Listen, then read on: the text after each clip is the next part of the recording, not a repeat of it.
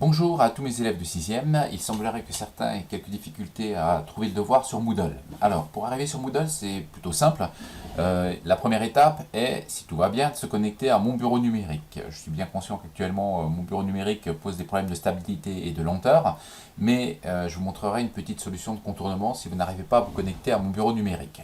En attendant, si vous êtes connecté à mon bureau numérique, comme moi actuellement, vous cliquez sur l'onglet Moodle. Si jamais vous deviez ne pas avoir le même menu, alors le vôtre est forcément plus réduit puisque le mien est un menu enseignant, mais si le vôtre devait s'avérer quasi vide, vérifiez bien dans Mes portails, donc en haut à droite, Mes portails, que vous êtes bien sur Collège Léon Gambetta, parce que si vous étiez sur un autre portail, par exemple le portail de l'Académie de Strasbourg, votre menu se verrait largement réduit. Voilà, si vous avez ce menu-là, donc un menu réduit avec pas grand-chose, c'est que vous êtes sur le mauvais portail. Donc allez dans Mes portails et choisissez Collège Léon Gambetta. À partir de là, vous cliquez sur Moodle que vous devez avoir, sinon c'est qu'il y a un problème. Et lorsque vous avez cliqué sur Moodle, la page Moodle va s'ouvrir. Alors, vous allez arriver sur la page suivante. Alors, sur la page suivante, vous n'aurez bien sûr pas autant de cours que moi. Mais dans votre tableau de bord, vous devez avoir un certain nombre de cours. S'il n'y a que moi pour l'heure qui en ai mis, vous n'en aurez que un. Et celui qui nous intéresse s'appelle À la découverte de la chronophotographie. Vous allez donc cliquer sur À la découverte de la chronophotographie, ce qui va vous ouvrir le cours Moodle suivant. L'activité Moodle est découpée en plusieurs parties. La première étant une question préliminaire. Donc il suffit de cliquer sur le petit onglet sous question, sur le petit lien sous question, de cliquer sur faire le test pour pouvoir répondre à la question suivante. On vous demande ici, sur la photographie que l'on observe, est-ce que l'on observe les différentes positions d'un seul skieur ou est-ce qu'il y aurait 9 skieurs différents? Lorsque vous avez répondu à la question en cochant la case, vous cliquez sur terminer le test.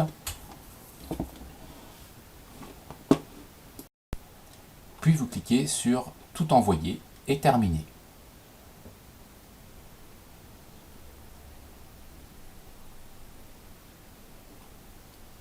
Vous cliquez encore une fois sur tout envoyer et terminer.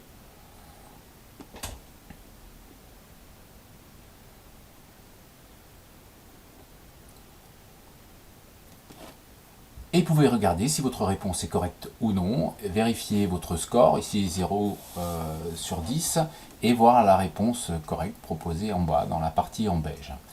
Une fois l'activité terminée, vous pouvez cliquer ici pour poursuivre le cours, même vous devez cliquer sur le texte rouge pour poursuivre le cours. Une fois une activité achevée, vous pouvez cliquer sur la petite case juste à droite pour cocher le fait que vous l'ayez déjà fait. Ce n'est pas une obligation, c'est juste un repère.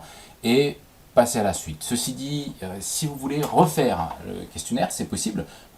Pour cette fois-ci répondre correctement à la question, vous cliquez sur effectuer de nouveau le test et vous pouvez répondre de nouveau à la question et valider l'ensemble des réponses comme vous venez de le faire à l'instant.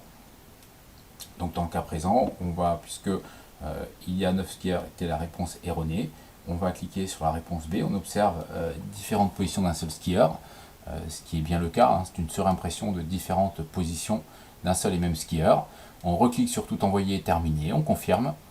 Et cette fois-ci, on pourra observer le nouveau score, 10 sur 10, bravo, la réponse est correcte. Et bien sûr, on clique ici sur la phrase en rouge pour poursuivre le cours. La suite consiste à lire d'abord une série de documents pour essayer de comprendre ce que c'est qu'une chronophotographie, comment on a pensé à faire des chronophotographies pour répondre à quelles questions. Et puis, une fois qu'on vous a expliqué ce que c'est qu'une chronophotographie, je vous invite à lire le documentaire, c'est un documentaire vidéo, pour répondre à une nouvelle question, regarder les 2 vidéos YouTube qui suivent, et enfin, répondre à la question finale, décrire le mouvement, pour voir si vous avez acquis l'ensemble des compétences nécessaires. Et lorsque vous aurez répondu à cette question, vous aurez terminé l'activité. Bon courage à tous! Alors un petit bonus pour ceux qui auraient eu le courage d'attendre un petit peu plus longtemps que juste couper après le bon courage. Et je vous donne une petite indication, un petit truc, vous l'aurez compris. Pour décrire un mouvement, il faut toujours 2 mots. Le premier parle de la trajectoire, qui peut être circulaire si c'est un cercle, rectiligne si c'est une droite, et curviligne si c'est une courbe. Et pour décrire la vitesse, on parlera de mouvement accéléré, de plus en plus vite, ou ralenti, de moins en moins vite, ou encore uniforme. Il faudra donc toujours 2 mots. Le premier choisi parmi rectiligne, circulaire, curviligne. Et le deuxième, choisi parmi accéléré, ralenti, uniforme.